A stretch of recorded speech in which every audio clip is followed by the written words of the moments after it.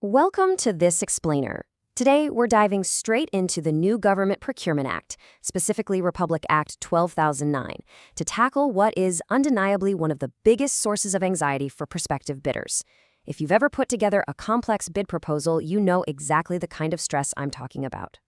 So let's start with a very real fear. You've spent weeks preparing your documents, crunching the numbers, and finalizing your offer. But in the back of your mind, there's that nagging thought: are you worried that a small mistake in your bid form could cost you the entire contract? It's terrifying, right? The thought that a simple typo or a misplaced decimal point could automatically throw you out of the running. Well, don't panic. Seriously, the law actually protects you here. Under RA 12009, minor discrepancies are entirely normal, they're expected, and most importantly, they are legally correctable.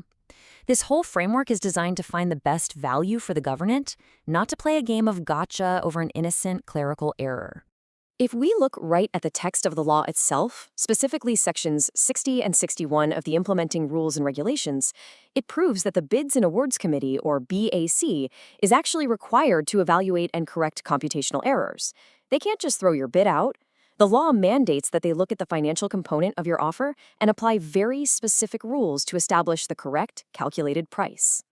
So instead of an immediate disqualification, the BAC applies what the rules call arithmetical corrections. The goal here is simple: to enable a proper comparison of all eligible bids. By applying a standardized set of corrections, the BAC ensures everyone is judged fairly on a completely level playing field based on their true intended offer, rather than a simple calculator slip-up. Which brings us to the hierarchy of rules, found in Section 61.2.3 of the IRR. So what happens when different parts of your bid actually contradict each other? Well, the law gives us a strict hierarchy to resolve this. First up, we have the classic discrepancy: the amount in words versus the amount in figures. If the amount you wrote out in words doesn't match the numbers, the law explicitly states that the amount in words will always prevail. The logic makes sense, right? Writing out words takes more deliberate thought than jotting down digits, so it's considered a much more accurate reflection of your true intent. Next, what about a conflict between the unit price and the total price for an item? If the total price per item doesn't match the unit price multiplied by the quantity, the unit price takes the crown. The unit price is viewed as the fundamental base rate of your offer, so the total will just be mathematically recalculated based on that unit price to find the true figure. And here's where the mathematical logic of the law really shines. If your stated total price at the bottom of the page is different from the actual mathematical sum of all your component items, the actual sum prevails. Your bid is going to be retallied line by line, and the true mathematical sum of those items will override whatever overall total you might have mistakenly written down. Now for a very specific scenario, one that's super common in infrastructure projects.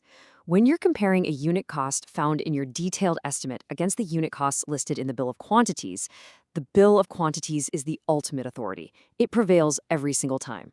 It's the standardized document used to compare all competing bidders, so those numbers carry the absolute most weight.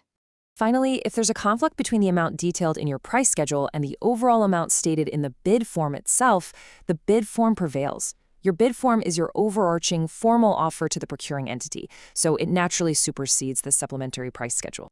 Now, let's talk about the boundaries of the law and when disqualification actually happens. Because while the law is incredibly forgiving of honest math mistakes, we do need to establish the hard boundaries. Even after all those arithmetical corrections are generously applied to fix your errors, you will be disqualified on two major grounds. First, if your newly corrected total pushes your bid over the budget. And second, if you simply refuse to accept the BAC's arithmetical corrections during the post-qualification phase. If you won't accept their mathematical corrections, based on the very rules we just discussed, your bid is rejected, period. Let's zoom in on that budget limit from Section 60.1. Think of the approved budget for the contract, the ABC, as an absolute, unbreakable ceiling. It's the upper limit for acceptable bid prices, and there is zero tolerance for a corrected bid that breaches this number. Even if your original bid was under the ABC, if the BAC's corrections bump your true total over it, you're automatically disqualified. Absolutely no exceptions. Moving on to the rules for consulting services, specifically Section 62.2.6. Consulting is evaluated a bit differently from goods or infrastructure, but the fundamental protections still apply. Just like with those other modalities, consulting bids get the exact same benefit of arithmetical corrections. The BAC will fix those minor computational errors during the detailed evaluation of your financial proposal. But they face the exact same strict disqualification boundary. If that corrected total for your consulting services exceeds the ABC, the bid shall not be considered for an award. The rules are consistently applied across the board to protect the government's budget. Which brings us to our final takeaway. We've seen today that discrepancies are not an immediate death sentence for your proposal. Under RA 12,009, compliance ensures your eligibility, your credibility, and your peace of mind. So go out there, know the rules, trust the process, and submit your next government bid with absolute confidence. Let the law work in your favor. But it really makes you wonder, doesn't it? How many perfect, highly competitive bids have been needlessly abandoned by contractors simply out of fear of these minor correctable errors? Thanks for joining me on this explainer, and I'll catch you in the next one.